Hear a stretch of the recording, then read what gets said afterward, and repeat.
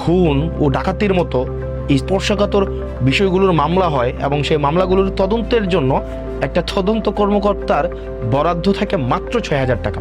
খুনের মামলার তদন্তে সরকার দেয় মাত্র ৬,০০০ টাকা, আর কোটি টাকা পাচারের মামলা তদন্তে বরাদ্দ মাত্র ৩,০০০ টাকা। বিষয়গুলো নিয়ে সংসদ সদস্য হাসনাত আব্দুল্লাহর ধারাবাহিক ফেসবুক পোস্ট এখন তোলপাড় ফেলেছে সামাজিক যোগাযোগ মাধ্যমে।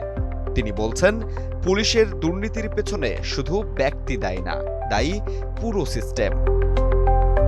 একটা খুনের মামলা তদন্ত করতে সময় লাগে বছরের পর বছর।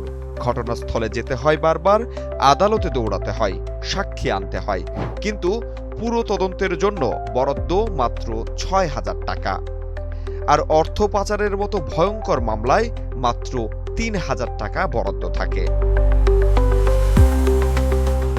এমনকি অনেক পুলিশ সদস্যদেরকে নিজেদের পকেটের টাকা খরচ করে মামলার কাজ চালাতে হয়। একজন কনস্টেবল বা এসআই কতদিন নিজের বেতনের টাকা দিয়ে রাষ্ট্রের দায়িত্ব পালন করবে? হাসনাত আব্দুল্লাহ সরাসরি বলেছেন, এই বাস্তবতায় পুলিশকে ম্যানেজ সংস্কৃতির দিকে ঠেলে দেয়। অর্থাৎ ঘুষ, তদবির, অবৈধ লেনদেন সবকিছুর পেছনে আছে খুনে ধরা এই সিস্টেম। পুলিশকে ম্যানেজ করে চলার যে একটা সংস্কৃতি আছে, সেটা থেকে মূলত হচ্ছে আমাদের দেশে পুলিশি যেই বিদ্যমান দুর্নীতিগুলো সৃষ্টি হয়। আরও ভয়ঙ্কর তথ্য বেরিয়ে আসে সাংসদ হাসনাতের পোস্টে। ১৫ থেকে ১৬ ঘন্টা কাজ করলেও অনেক পুলিশ সদস্যই পান না ওভারটাইম, পান না সাপ্তাহিক ছুটিও। কিন্তু এখানেই শেষ না। তিনি আরও বলেন, বেআইনি আদেশকে না বলা শিখতে হবে পুলিশকে।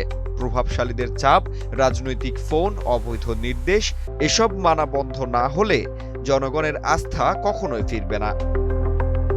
পুলিশের অভ্যন্তরীণ এমন তথ্য প্রকাশ্যে আসার পর নড়ে চড়ে বসেছে নতুন সরকার। বিষয়গুলোকে গুরুত্বের সাথে বিবেচনায় নিয়ে পরবর্তী সংস্কারের আশ্বাসও এসেছে, তবে এবার বাস্তবায়নের অপেক্ষা। জাহিদ হাসান সাব্বির, বাংলা নিউজ 24।